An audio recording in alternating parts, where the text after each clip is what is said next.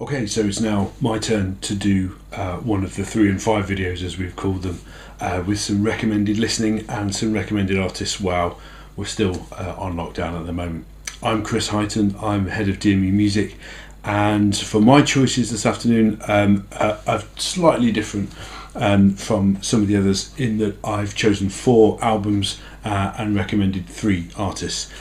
It's an incredibly hard process, and if I did this yesterday or did it tomorrow, the selections will be completely different.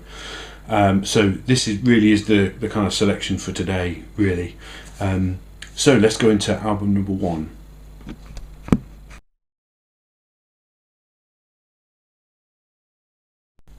First album for me has to be something by Fleetwood Mac, and one of their best albums, I think, particularly good to listen to at this time, is Mirage from 1982, and it kind of always lived in the shadows of rumours, as a lot of those albums did, but for me Mirage is a real gem, and it's fantastic thinking music, and without trying you can get completely lost in the music of Fleetwood Mac and end up becoming somebody else somewhere else, and without realising it.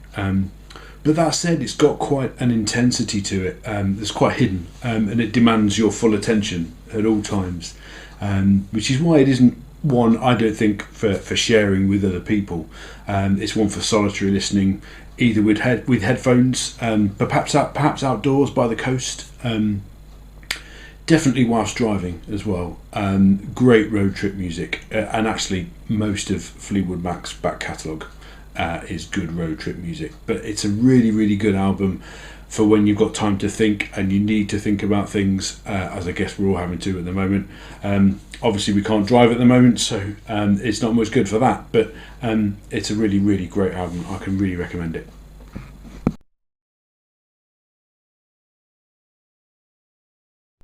Okay, so we're on to album number 2, and for me we're moving into jazz, and it has to be the Benny Goodman Orchestra, and the landmark 1938 Carnegie Hall live concert.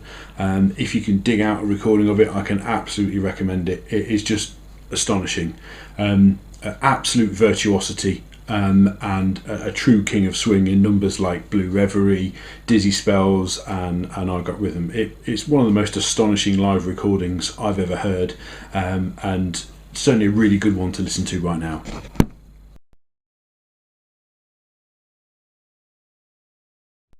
On to album number 3, and for me it's very easy to include a lot of Led Zeppelin albums in this selection, and there are lots I could have chosen, but one stands out a mile, and that is Physical Graffiti from 1975. It stands out because it's the first time that I ever heard Kashmir. I mean, what a song, which completely blew my mind. It still does today every time I hear it. And this album has really immersive and hypnotic music that just goes on forever. And for me, still, it has sort of similar listening powers to music of Ravel and Debussy. It's really quite encompassing. It is highly intense music, a bit like Fleetwood Mac, but in a different way, as it can leave you feeling quite exhausted, but also it's quite cleansing at the same time. One to listen to outdoors, definitely, on good quality speakers, or indoors as loud as you dare.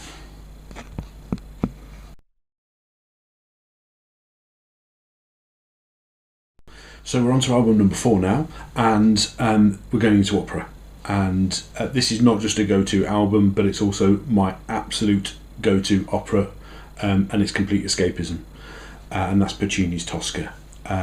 It's a really intense plot, and at some moments really quite intense music, but accompanied by an amazing subtlety as well. My absolute go-to recording here is the legendary 1953 recording with Maria Callas on EMI, but any recording or live performance with Bryn Tervel as Scarpia and Angela Georgiou in the title role of Tosca should never be missed.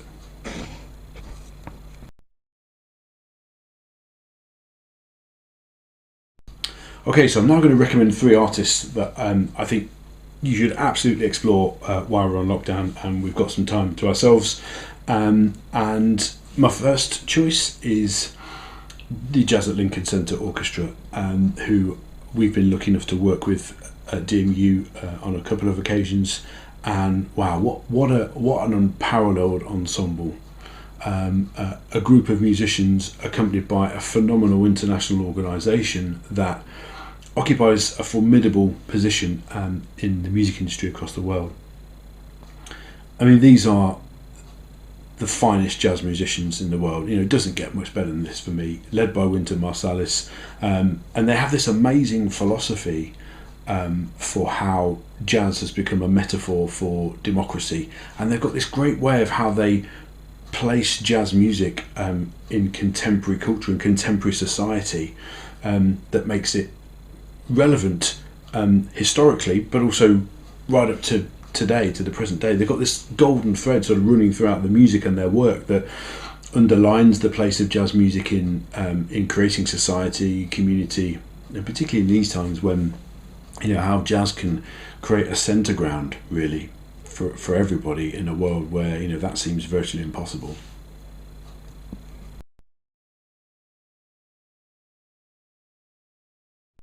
So artist number 2 that I would really recommend, not really an artist, more like an ensemble, an orchestra, the Chicago Symphony Orchestra. Wow, as a trombone player myself, and growing up as a young musician and hearing some of these recordings, that they were and still are one of the top 5 orchestras in the world, and as a trombonist, certainly a magnificent brass section. Doesn't get much better really. I'd absolutely recommend listening to the Chicago Symphony Orchestra playing Strauss, Richard Strauss or Stravinsky, and the technical and musical brilliance of the players is really quite astonishing.